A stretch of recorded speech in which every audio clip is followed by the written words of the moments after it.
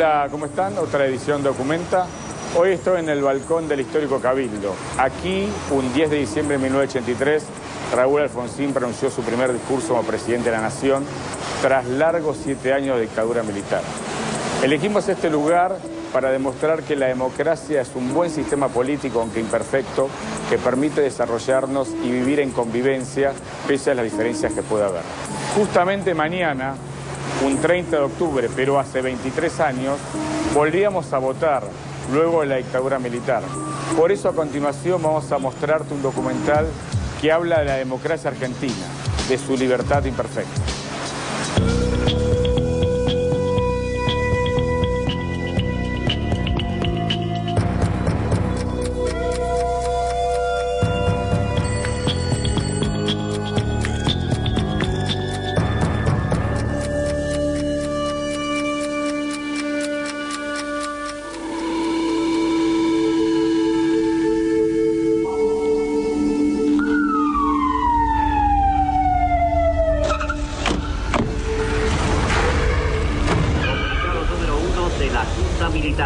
Se comunica a la población que a partir de la fecha el país se encuentra bajo el control operacional de la Junta Militar.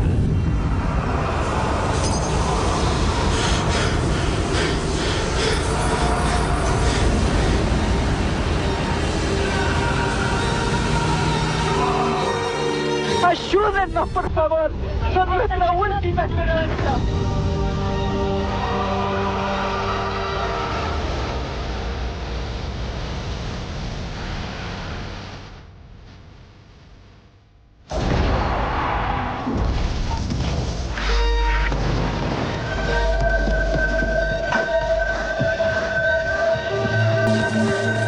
Domingo 30 de octubre del corriente año 1983, el país, la ciudadanía del país, decidirá con su voto quiénes serán las autoridades que rijan en el futuro su destino.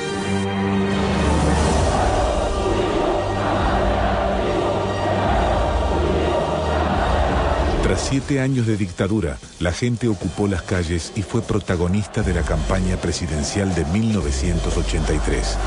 Había propuestas de todos los signos políticos, pero la puja electoral se polarizó entre el candidato radical Raúl Alfonsín y el candidato peronista Ítalo Luder. Éramos pocos los que pensábamos que yo iba a ganar. Un periodista me dijo una vez, pero no, ¿usted no le parece que pasa un papelón diciendo que le va a ganar al peronismo? Digo, no, yo les voy a ganar. Yo voy a ganar las elecciones, estaba convencido. Vamos a hacer la Argentina que sencillamente nos merecemos.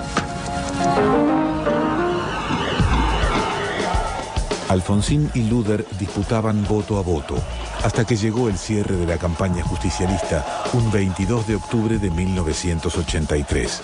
Ese día, Herminio Iglesias, candidato a gobernador por la provincia de Buenos Aires, prendió fuego un cajón con el emblema radical.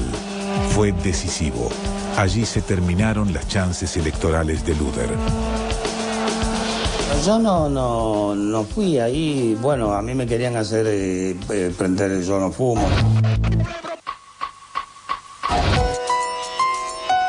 Yo me di vuelta y unos cuantos compañeros, mirá, y empezaron a izar aparecieron por todos lados encendedores, fue todo preparado.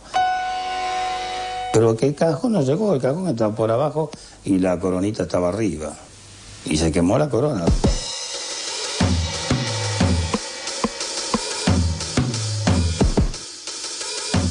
El 30 de octubre de 1983 fueron las elecciones generales. Los comicios se desarrollaron sin problemas y a las 10 de la noche el resultado ya era inalterable. En la mañana del 10 de diciembre de 1983, Raúl Alfonsín llegó al Parlamento para jurar como presidente de la Nación. Yo, Raúl Ricardo Alfonsín, juro por Dios nuestro Señor y estos santos evangelios desempeñar con lealtad Después de jurar, Alfonsín y su esposa Lorenza Barrenechea abordaron el clásico Cadillac que los llevó desde el Congreso a la Casa Rosada. Allí, el general Reinaldo Viñone entregó la banda y el bastón presidencial.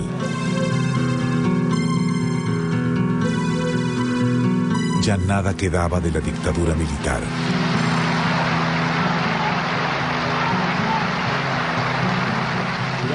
Alfonsín tomó juramento a su primer gabinete nacional y caminó hasta el Cabildo para cerrar los actos de asunción presidencial.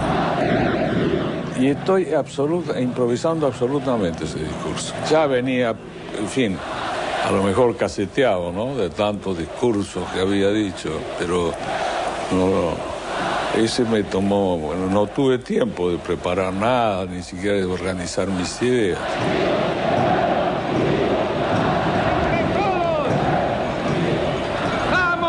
Constituir la unión nacional, consolidar la paz interior, afianzar la justicia.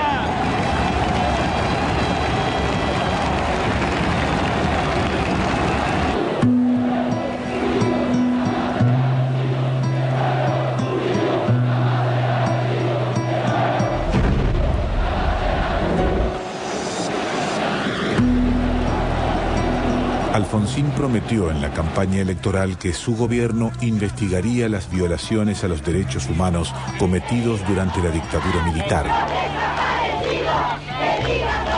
Entonces, creó la Comisión Nacional sobre la Desaparición de Personas, CONADEP, que fue presidida por Ernesto Sábato e integrada, entre otras personalidades, por René Favaloro, Jaime de Nevares y Magdalena Ruiz Guiñazú. En nombre de la seguridad nacional, miles y miles de seres humanos, generalmente jóvenes y hasta adolescentes, pasaron a integrar una categoría tétrica y fantasmal, la de los desaparecidos. Palabra, triste privilegio argentino, que hoy se escribe en castellano en toda la prensa del mundo. Fue un tiempo muy difícil. Fueron 9 meses, casi una gestación, un parto, yo diría, ese informe para la justicia. Un trabajo muy solidario, yo diría en un clima casi como de retiro espiritual, con un enorme respeto por las opiniones de todos los integrantes y con, bueno, también la sensación muy impresionante de ser testigos del horror.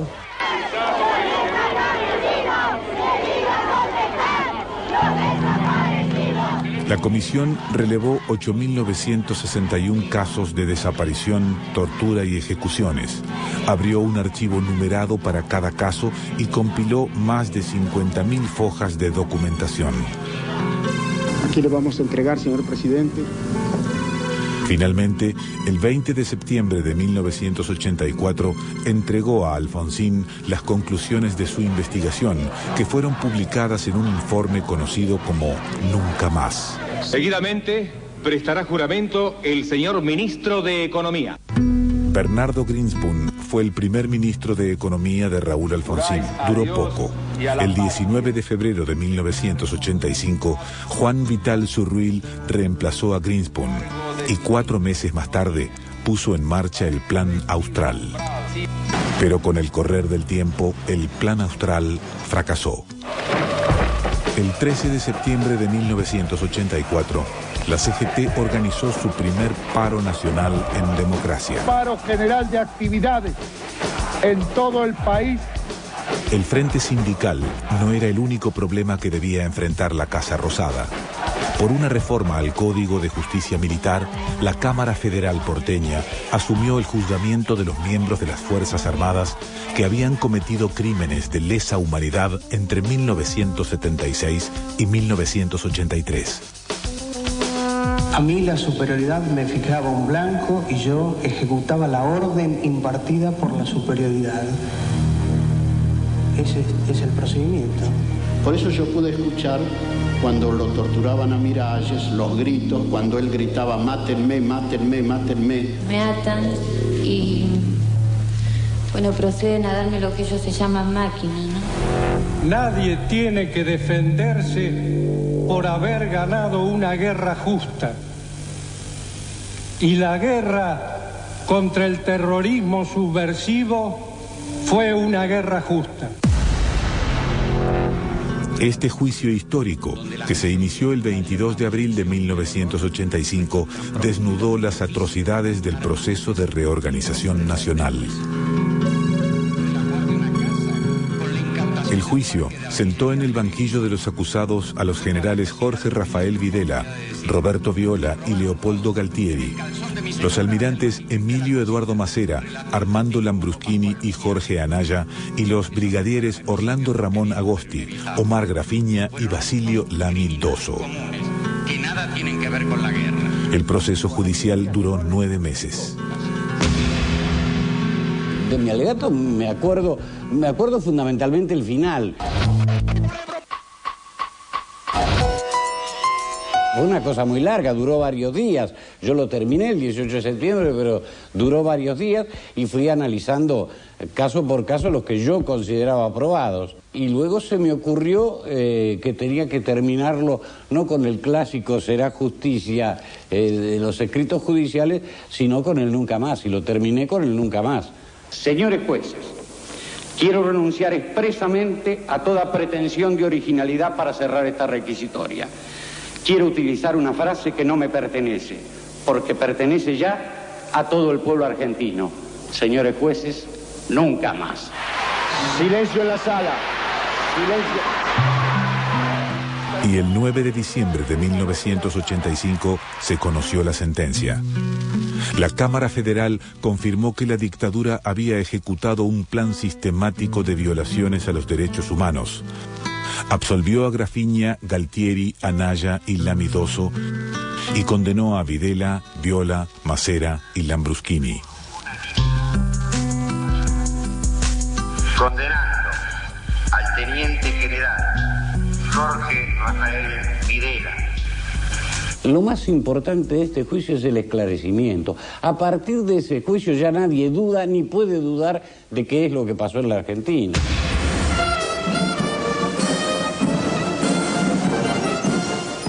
Tras la sentencia a los excomandantes, la corporación militar anunció al gobierno radical que no aceptaría nuevos juicios por violaciones a los derechos humanos. Raúl Alfonsín consintió la presión de las Fuerzas Armadas y diseñó un plan político que desembocó en la ley de punto final. Acá es el Ejército Nacional. Este es el ejército que ha combatido en todas las guerras. Este es el ejército de los profesionales. A la corporación militar no le alcanzó con el punto final. Y el 16 de abril de 1987, Aldo Rico inició la crisis de Semana Santa. La presión castrense fue rechazada por la mayoría de los argentinos, que se movilizaron en todo el país para demostrar su respaldo al sistema democrático.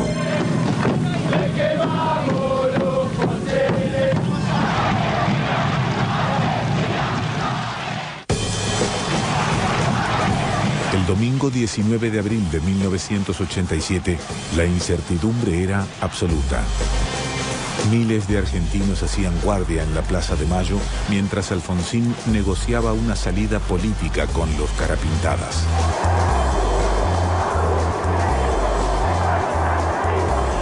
Compatriotas, ¡felices Pascuas! Los hombres amotinados han depuesto su actitud. La casa está en orden y no hay sangre en la Argentina.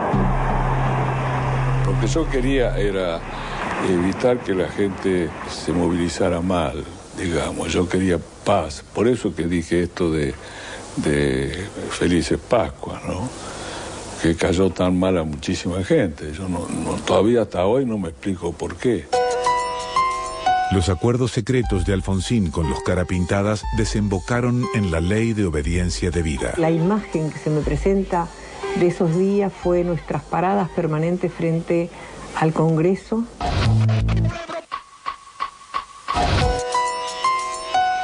llamándolos a los parlamentarios para que no claudicaran, para que no firmaran, para que no entregaran la justicia a la impunidad.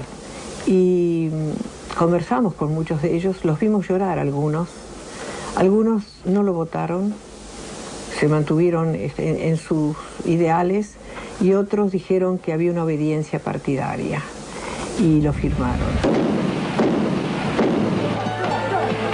El 23 de enero de 1989, Enrique Gorriarán Merlo y militantes del movimiento Todos por la Patria coparon el Regimiento 3 de La Tablada, alegando que los Carapintadas estaban organizando un golpe de Estado para derrocar a Raúl Alfonsín. Entraron al regimiento de una manera atroz, mataron al centinela, mataron al oficial que lo fue a recibir, y bueno, se produjo una batalla.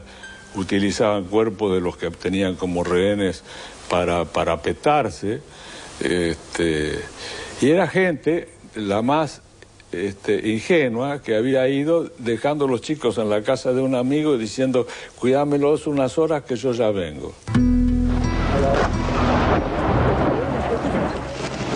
El ataque fracasó. Nunca se pudo probar que se estuviera preparando un levantamiento militar. Murieron 39 personas y hubo más de 50 heridos. Yo no me puedo arrepentir de haber combatido el autoritarismo también en La Tablada. Lo que puedo, como muchos otros, haber cometido errores en esa lucha.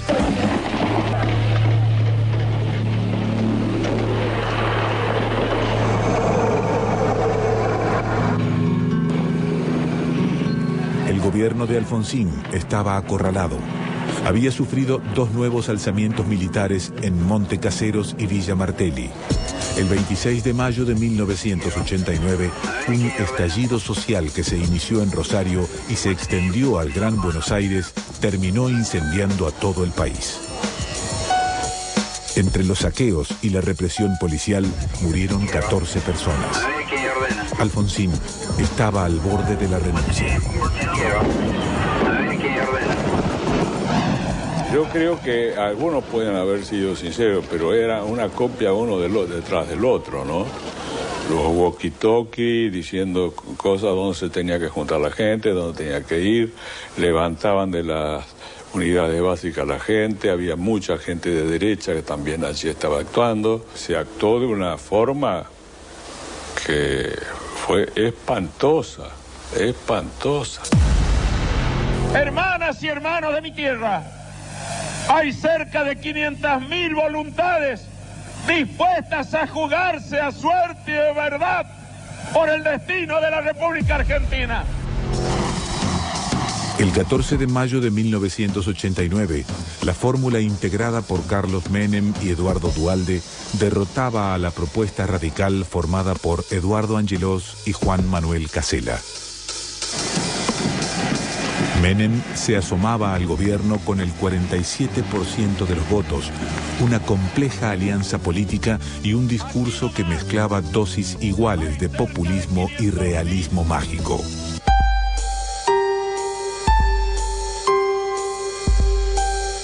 Acorralado por la hiperinflación, el Fondo Monetario, la caída del salario real, el lobby militar, el desempleo y sus propias contradicciones políticas, Raúl Alfonsín anunció su renuncia a la presidencia de la nación.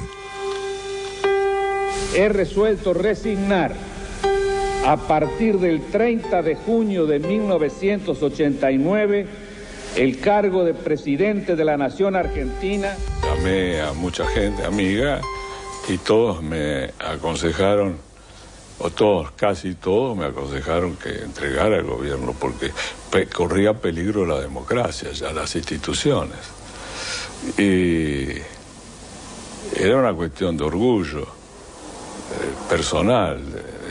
Era doloroso también, porque le voy a decir otra cosa, lo personal, ¿no?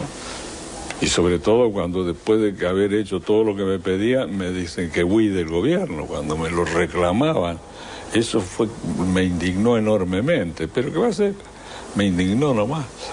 Yo, Carlos Saúl Menem, juro por Dios nuestro Señor desempeñar con lealtad y patriotismo el cargo de presidente de la Nación.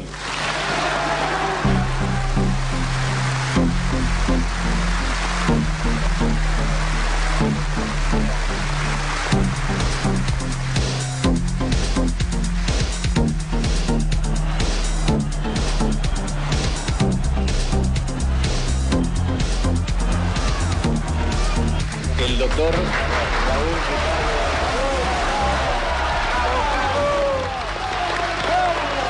hace entrega. ¡Viva la patria! ¡Viva el doctor Carlos Saúl Menem!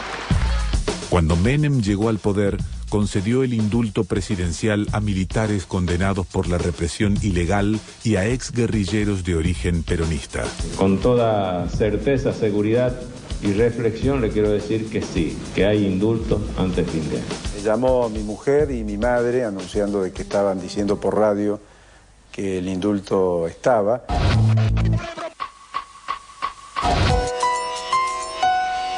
Y poco lo que yo sentí fue dos sensaciones, digamos. Una, obviamente, la posibilidad de volver al país, que era muy importante para nosotros, ¿no? Y la otra es que, bueno, el toma y daca, ¿no? O sea, que estábamos en la balanza en lo que va a ser, o lo que ya había sido, ese famoso decreto 157 y 158 de Alfonsín, que es originario de la teoría de los dos demonios. O sea, éramos un poco una misma moneda con dos caras, la represión por un lado y las fuerzas, digamos, de la resistencia o la guerrilla del otro. Menem abrió su gobierno a la poderosa empresa argentina Bunge y Born, que impuso a los dos primeros ministros de Economía, Ángel Roig y Néstor Rapanelli. Esta alianza de poder fracasó y Menem, sin saber qué hacer, nombró como ministro a Antonio Herman González, un contador riojano desconocido para todos. Herman González también falló. Finalmente, aceptando los consejos de los banqueros y las corporaciones extranjeras, el presidente designó a Domingo Felipe Cavallo. El plan de convertibilidad cierra en sí mismo. Es un plan de disciplina fiscal y monetaria para asegurar la estabilidad. Se ha de escuchar la palabra seguidamente del señor Ministro de Obras y Servicios Públicos de la Nación, doctor José Roberto Dromi. El gobierno de la Nación Argentina cumplimenta esta noche la séptima gran privatización en el área del Ministerio de Obras y Servicios Públicos de la Nación. El presidente Menem diseñó un plan de reformas estructurales que forzó la privatización de más de 50 empresas estatales. Basta de privaciones, ahora privatizaciones.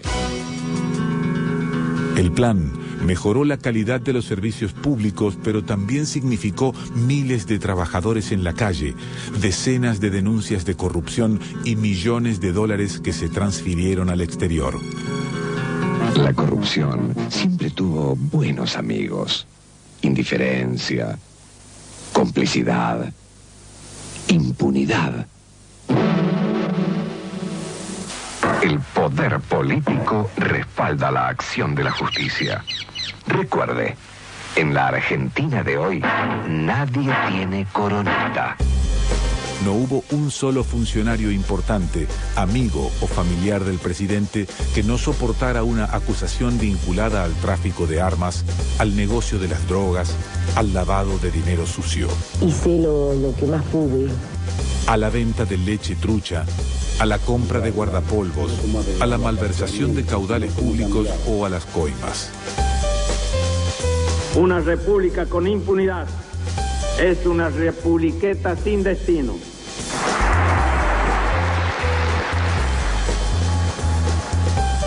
Mientras los casos de corrupción continuaban, Menem avanzó sobre la justicia federal colocando a fiscales y jueces que serían obedientes a la Casa Rosada. Pero el desembarco no terminó ahí. El presidente amplió la Corte Suprema para tener una mayoría automática que respaldase sus decisiones de gobierno. Cuando se decide nombrar, elevar el número, creo que tenía que ver, y eso no es mi especialidad, pero que tenía que ver con el hecho de no sacar a los que estaban porque también era respeto a la pluralidad política e incorporar nuevos miembros que tuvieran que ver con el nuevo gobierno. No se puede creer la explosión que acaba de terminar con el edificio central de una de las instituciones judías con más prestigio en nuestro país. El 18 de julio de 1994, Buenos Aires fue escenario del segundo atentado fundamentalista en la historia de la Argentina. 2 años atrás, había estallado la embajada de Israel con un resultado sangriento. Y ahora explotaba la sede de la AMIA, dejando un saldo de 85 muertos y más de 300 heridos.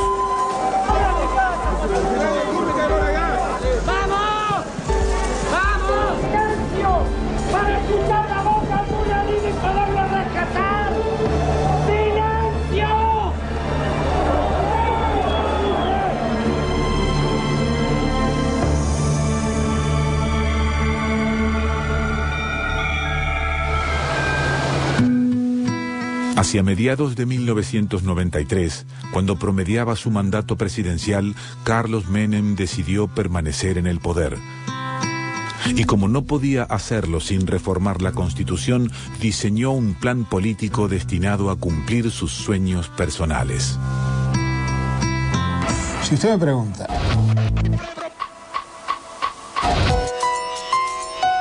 si el impulso a la reforma de la Constitución tan sostenido, tan importante, tan fuerte, digamos, obedecía fundamentalmente a que el presidente quería jugar su segunda reelección, yo le diría que sí. Para esa fecha, el radicalismo era una sombra institucional que aún ocupaba muchas bancas en el Parlamento, suficiente para aprobar la reforma constitucional. Entonces, Menem sedujo a Raúl Alfonsín, quien se decidió a apoyar su reelección presidencial si el gobierno peronista aceptaba una reforma consensuada por el radicalismo. Así empezó el Pacto de Olivos. Se jugaba la reelección de Menem, por eso es que se dio en tantas cosas. Pero yo puse muchas cosas que yo quería en la constituyente. El 24 de agosto de 1994, Menem juró la nueva Constitución Nacional. Yo, Carlos Saúl Menem, presidente de la Nación Argentina, juro por Dios, por la patria y estos santos evangelios, cumplir y hacer cumplir fielmente la Constitución de la Nación Argentina. Estamos terminando el primer bloque de esta nueva edición de Documenta. Hoy estoy en el Cabildo Histórico de la Revolución de Mayo. En este primer bloque vimos cómo salíamos de la dictadura, pasaba todo el gobierno de Alfonsín con su fracaso económico y la llegada de Carlos Saúl Menem, y Menem luego de hacer un gobierno en un primer mandato muy vinculado a la corrupción, a la convertibilidad, a la farándula y a la política, se apresta a su reelección. Una reelección que iba a desembocar en nuevos casos de corrupción y nuevas situaciones económicas extrañas y fundamentalmente perjudiciales para todos nosotros. Pero eso lo vamos a ver después de la tanda, cuando arranquemos el segundo bloque de este documental llamado Democracia Argentina, la libertad imperfecta. Continuamos con Documenta hoy desde el Cabildo Histórico de Mayo. Lo que vamos a ver a continuación en este segundo bloque es el segundo mandato de Carlos Saúl Menem, lo que pasa durante el gobierno de Fernando Larrúa, un periodo negro de la historia argentina porque durante una semana tuvimos 5 presidentes y luego las elecciones de 2003 y la llegada de Néstor Kirchner al poder. Entonces, segundo bloque de este documental que se llama Democracia Argentina, la libertad imperfecta.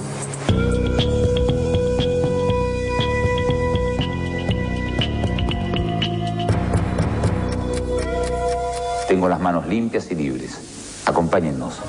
Mira para arriba, mira para abajo, no queda guita, ni justicia, ni trabajo.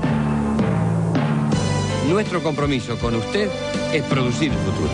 Masachesi Hernández, para producir el futuro.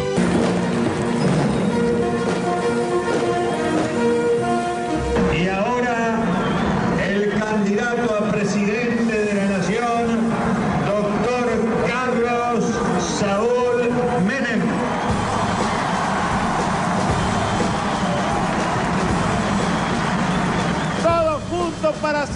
cambiando la historia. Todos juntos para hacer una Argentina grande, con un pueblo feliz. Todos juntos, hermanas y hermanos, a triunfar. ¡A triunfar! El 14 de mayo de 1995, Carlos Menem y Carlos Rucauf ganaron las elecciones con el 50% de los votos. En el segundo mandato de Menem aparecieron las consecuencias de su política económica y su plan de transformación del Estado. Miles de argentinos quedaron en la calle, sin posibilidad de encontrar un nuevo trabajo e ignorados por la CGT, que estaba alineada con la política oficial. El presidente peronista ya había enfrentado casos de corrupción, pero siempre había quedado al margen, sacrificando las piezas que hacía falta para evitar su propia responsabilidad jurídica. Sin embargo, esta estrategia fracasó con el tráfico de armas a Ecuador y Croacia, donde su inocencia quedó cuestionada por las evidencias judiciales. Continúan las explosiones y los objetos que siguen cayendo de todos lados. Tratamos de huir del lugar. Menem tuvo una mirada peculiar sobre el tráfico de armas y sus consecuencias en la Argentina. Respecto a su procesamiento y detención, siempre consideró que se había tratado de una venganza política. Y en cuanto al estallido de la fábrica militar de Río Tercero, aseguró en una conferencia de prensa que había sido un accidente. De acuerdo a la información que yo he recibido aquí, que ha recibido el señor gobernador, el intendente, en principio se trataría de un accidente. Años más tarde, tras un largo proceso judicial, se comprobó que la fábrica había sido volada para ocultar la venta ilegal de armas a Croacia y a Ecuador.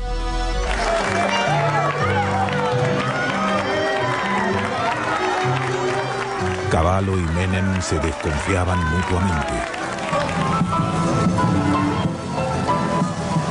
Y cuando la convertibilidad empezó a ser agua, la relación política se rompió para siempre.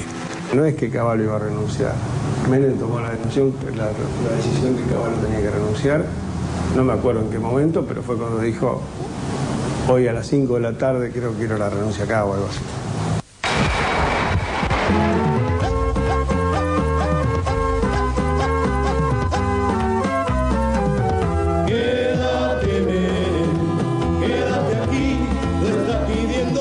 Cuando Menem buscaba una manera de saltar la Constitución Nacional para presentarse nuevamente como candidato a presidente, la alianza entre el radicalismo y el Frepaso hizo su ingreso en el escenario político. Fue una propuesta que cautivó a un sector mayoritario de la población y a los medios de comunicación. La década menemista empezaba a hacer historia.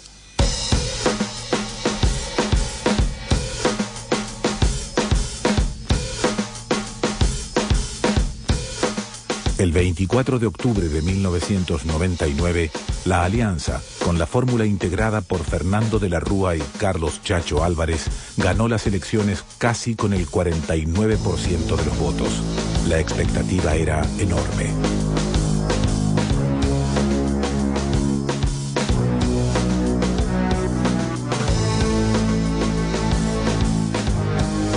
Pero ya en enero de 2000, las expectativas empezaron a caer. El presidente de la Rúa, en lugar de cumplir con sus promesas electorales, impuso un fuerte ajuste de la economía diseñado por su ministro, José Luis Machinea. De la Rúa aparecía insulso, mareado, inconsistente, hasta que Chacho Álvarez denunció las presuntas coimas en el Senado. Y bueno, viene Cafiero y me dice, yo estoy convencido que se cobró, me dice. Él había hecho esa mini investigación diciéndole a algunos senadores, che, vos sabés cuánto cobraste y me dieron, cuánto te dieron, digamos, dando por hecho que se había pagado, y los senadores, y muchos senadores diciéndole a él, ahí me dieron tanto. Ah, porque a mí entonces me dieron menos. Eso es lo que hizo Cafiero. Entonces una vez me pidió una reunión y me dice, y yo digo, bueno, hay que avanzar en la investigación. Álvarez entendió rápidamente que el presidente no respaldaba sus denuncias y que trataba de mantenerse al margen de sus embates contra los principales protagonistas del caso. Fue demasiado. Álvarez renunció a la vicepresidencia. Presento mi renuncia indeclinable al cargo de vicepresidente de la Nación. Yo me di cuenta que ya me consideraba un enemigo del gobierno, porque yo tenía un interés que era contrario al interés del gobierno, un tema central, porque era un tema que saltaba todo. Él jugó a quedarse independiente de lo que pasaba. Él jugó a tener una figura autónoma, sin importarle que ese juego le podía ocasionar un daño a un proyecto político importante. No le importó. Tras la renuncia de Álvarez, de la Rúa designó a Domingo Cavallo en el Ministerio de Economía. Cavallo estaba exultante y tomó decisiones que provocarían la caída de un presidente. Hemos tenido que adoptar una medida transitoria de limitación a la extracción de dinero en efectivo. El anuncio del corralito provocó una estampida entre los ahorristas que llegaron hasta los bancos para reclamar por su dinero. Ya no había nada. Y una noche, exactamente el 19 de diciembre de 2001, miles de argentinos protagonizaron el cacerolazo.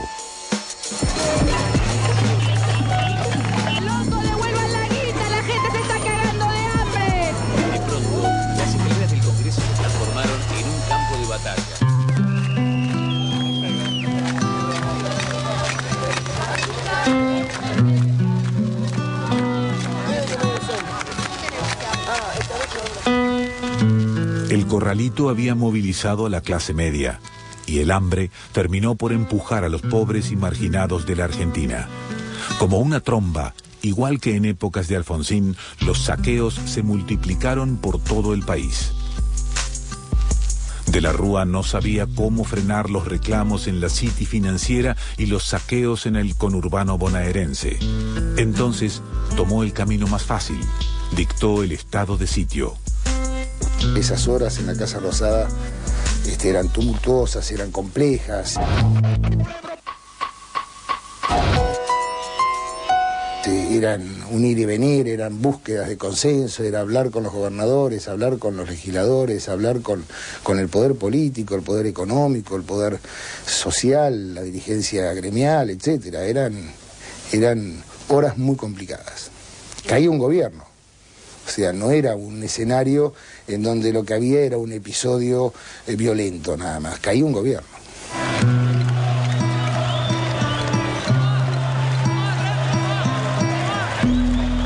El 20 de diciembre de 2001, miles de argentinos se acercaron a la Plaza de Mayo para rechazar el estado de sitio y exigir la renuncia del presidente.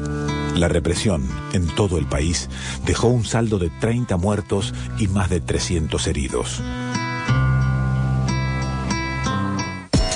De la Rúa aún no sabía qué hacer con los restos de su poder y ofreció el gobierno al justicialismo.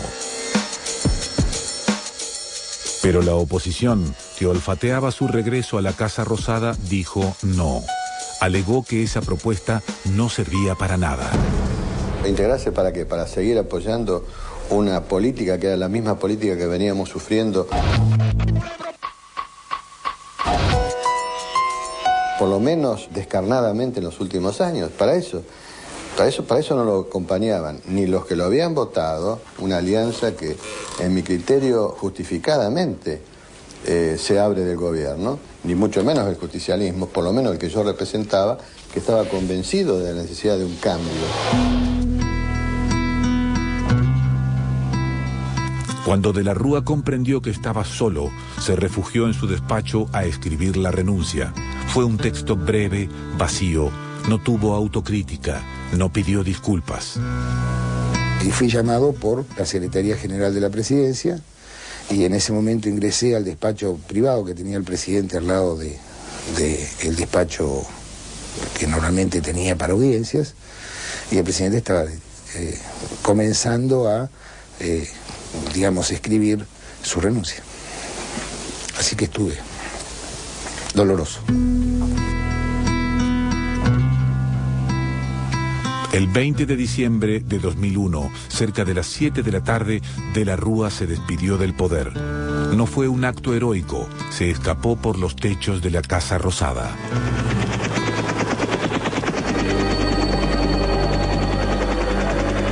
Y bueno, esa es la foto del peor final, ¿no? Era un silencio dramático, un silencio que solo se escucha más fuerte porque los corazones laten y nada más.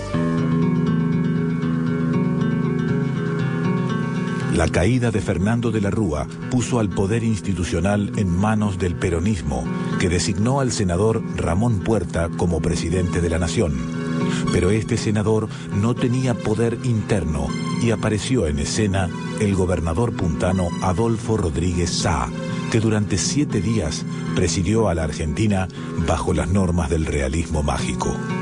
En primer lugar, anuncio que el Estado argentino suspenderá el pago de la deuda externa.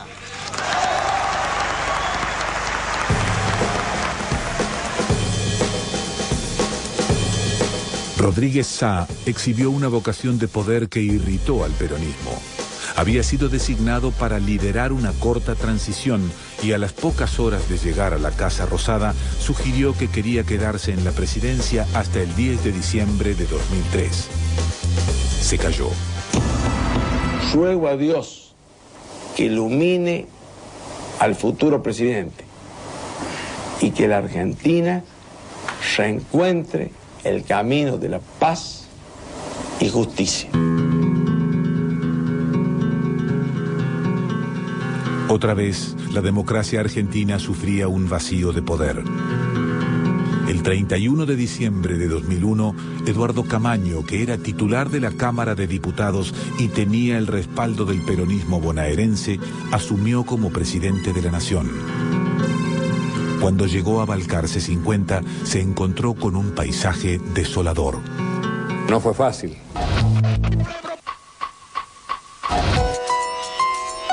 Llegar a la Casa de Gobierno y encontrarse con 2 granaderos y un sargento era que el país no tenía en ese momento ningún tipo de conducción política. Y la conducción política que llegaba, que era yo, no estaba lo suficientemente legitimada como para asumir la responsabilidad de presidente de la Nación.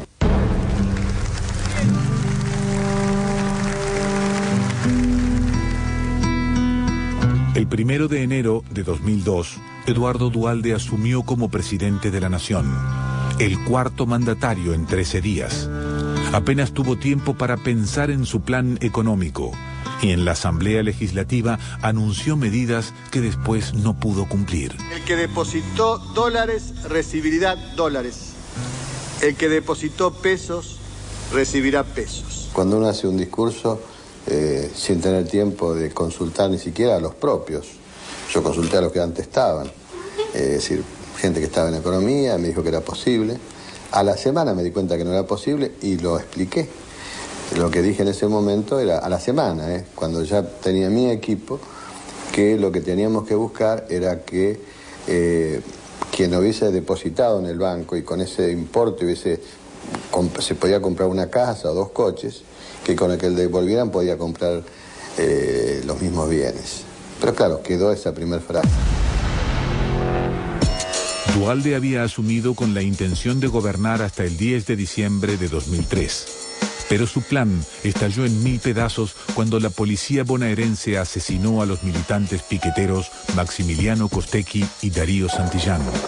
El presidente debió adelantar las elecciones y la entrega del poder.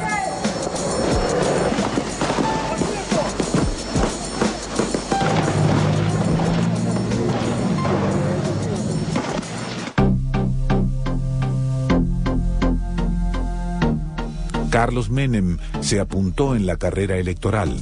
Pretendía igualar al general Perón, que había sido presidente en 3 oportunidades. El otro peronismo, liderado por Duhalde, no tenía candidato. Al principio, el dedo presidencial apuntó hacia José Manuel de la Sota. Después, cuando en la Casa Rosada comprendieron que perdía frente a Menem, decidieron jugar todo a Néstor Kirchner, gobernador de Santa Cruz. Vengo con la fuerza del sur, con la fuerza de los vientos del sur, para renovar los aires de la patria. El 27 de abril de 2003 fueron las elecciones presidenciales. Menem obtuvo el 25% de los votos, Kirchner un 2% menos. Habría balotaje y estaba convocado para el 18 de mayo. Aunque Menem había ganado la primera vuelta, estaba muy lejos su posibilidad de repetir el triunfo y llegar a la presidencia. Kirchner aparecía sumando todos los votos de la oposición y Menem no tenía discurso ni prestigio para cambiar el curso de la historia. El 14 de mayo, Menem renunció al balotaje.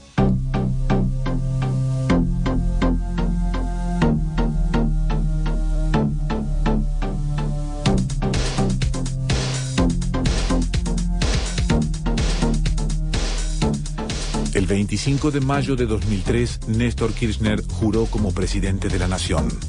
Soñé toda mi vida que nuestro país se podía cambiar para bien. Llegamos sin rencores, pero con memoria. Memoria no solo de los errores y horrores del otro, sino también es memoria sobre nuestras propias equivocaciones.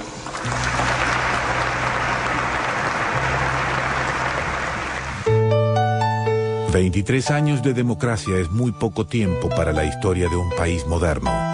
Para la Argentina, en cambio, es un acontecimiento político sin antecedentes.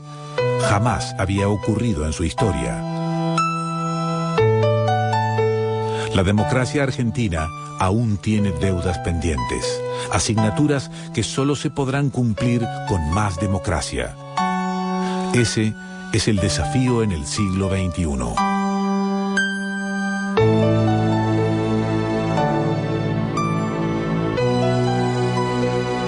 Estamos terminando esta nueva edición Documenta, en esta oportunidad en el balcón del histórico Cabildo de Mayo. Y como siempre hacemos al final de cada programa, yo presento mis conclusiones. Al principio, una conclusión que puede estar montada sobre una anécdota. El Cabildo está frente a la Plaza de Mayo. En la Plaza de Mayo vos no podías darte un beso durante la dictadura militar. Esto ocurría hace 24 o 25 años atrás. Porque si te das un beso, la policía llegaba y te ponía preso. Para que tengas una idea de la magnitud de lo que es un régimen militar frente a la democracia. Ahora, en la Plaza de Mayo, cualquiera puede besarse, cualquiera puede sacarse una remera y tomar sol frente al calor que está haciendo en Buenos Aires ahora. Durante la dictadura militar, ese simple gesto podía implicar torturas en una comisaría y pasarla de verdad muy, pero muy mal.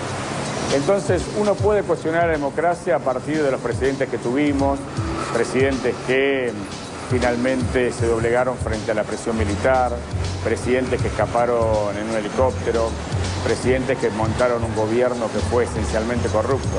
Pero sin embargo estamos acá, en un sistema que nos permite expresar, que nos permite plantear las cosas y exigir a los mandatarios cuando no estamos de acuerdo. En definitiva, vos podés cuestionar a la democracia porque continúa habiendo muchos pobres en Argentina o porque la justicia es lenta. En rigor, la democracia implica una libertad imperfecta, pero no tiene ningún punto de comparación con la oscuridad de la dictadura, con la represión ilegal, con la falta absoluta de libertad, ¿no? Chao, hasta la semana que viene.